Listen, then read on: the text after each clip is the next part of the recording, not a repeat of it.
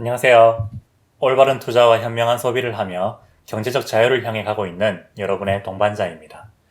저는 지방광역시에 살고 있는 평범한 4인 가족 가정이고요. 결혼한 지는 5년 정도 됐고 아내와 함께 두 아이를 키우면서 힘들지만 즐겁게 생활하고 있습니다. 저는 친구들이나 지인들을 종종 집에 초대하는 편인데요. 손님들이 가장 신기해하고 의아해하기도 하는 부분이 바로 지금 저희 가족이 살고 있는 이 집이 월세라는 점입니다. 오늘은 제가 왜 월세를 선택하게 됐는지 이야기해 드리려고 합니다. 제가 월세를 선택한 이유 첫 번째는 돈이 없어서입니다. 사회 초년생이 집을 살 목돈이 없는 건 당연한 일입니다.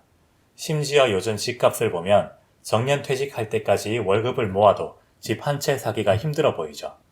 제가 집을 사고자 했다면 주식에 투자되어 있던 일하는 돈을 몽땅 집값에 보태야 했을 겁니다. 두 번째 이유는 매달 들어가는 비용을 봤을 때 월세가 매매보다 쌌기 때문입니다. 저는 지금 보증금 1억 원, 월세 65만 원에 30평대 아파트를 얻어서 살고 있는데요. 보증금 1억 원을 전액 대출한다고 가정하면 이자가 30만 원 정도 되기 때문에 한 달에 95만 원이라는 비용이 들어갑니다. 반면 이 집의 매매가는 6억 원입니다. 수중에 2억 원이 있었다 치더라도 4억 원을 대출받아야 하는데 이 4억 원에 대한 원리금 상환 금액만 하더라도 일반적인 직장인 월급으로는 벌써부터 벅차죠. 금리에 따라 매월 200만 원, 300만 원이 넘는 부담을 질 수도 있습니다. 평범한 직장인 부부는 맞벌이로도 충당하기 힘든 금액이죠. 그에 비해 매달 95만 원 정도면 저는 괜찮은 것 같습니다. 월세는 연말정산 때 세액공제를 통해 10% 정도 돌려받을 수도 있으니 실제로는 매달 86만 원 정도가 들어가겠네요. 게다가 집을 사게 되면 수중에 있던 목돈마저 투자금으로 활용하지 못하고 모두 깔고 앉아버리게 되죠. 대신 집값이 오르면 되지 않느냐라고 하시는 분들이 많지만 실제로 집값이 올랐을 때 과감히 집을 팔고 현금화해서 그 효용을 얻는 분들이 그렇게 많을 것 같지는 않습니다. 세 번째 이유입니다. 저는 집을 사지 않음으로써 직장 생활을 하며 모은 돈으로 세계적인 기업들에 투자를 할 수 있습니다. 저는 앞으로 우리나라의 집값이 꾸준히 우상향한다는 믿음보다는 세계를 이끌어가는 기업들의 주가가 우상향한다는 믿음이 더 강합니다. S&P 500 기업들의 주가는 지난 40년간 100배 가까운 성장을 했습니다. 지난 10년만 보더라도 5배 가까이 올랐죠. 게다가 주식은 보유했을 때 유지보수 비용이 들지 않으며 매분기 배당도 받을 수 있죠.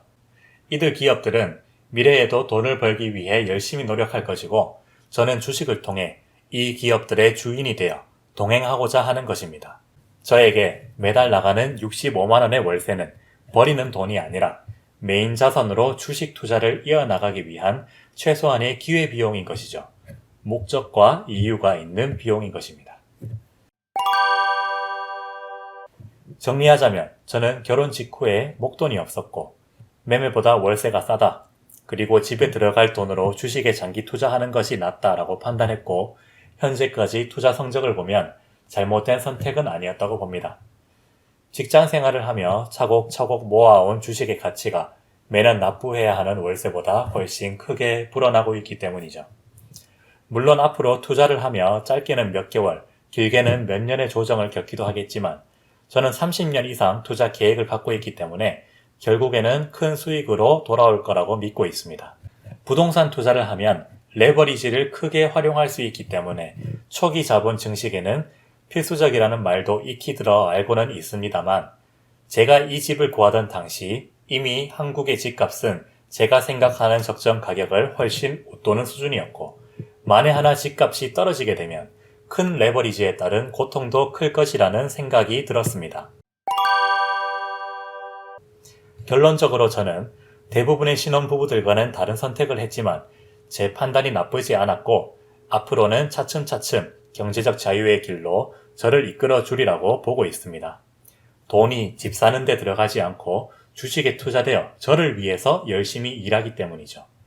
그리고 무엇보다 저의 이런 판단을 믿고 저와 가장 먼 길을 동행해준 아내에게 고마운 마음을 전하면서 이야기를 마쳐보고자 합니다. 오늘 제 이야기가 유익했거나 흥미로웠다면 구독과 좋아요를 클릭해 주시고 주변 지인들에게 널리 퍼뜨려 주세요. 여러분이 공유해 주시면 제가 경제적 자유의 동반자가 되기 위해 노력하겠습니다. 시청해 주셔서 감사합니다. 예쁘다.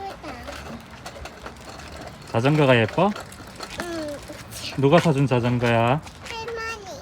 할머니. 할머니 사랑해요. 할머니 사랑해요. 할아버지도. 사랑해요. 음,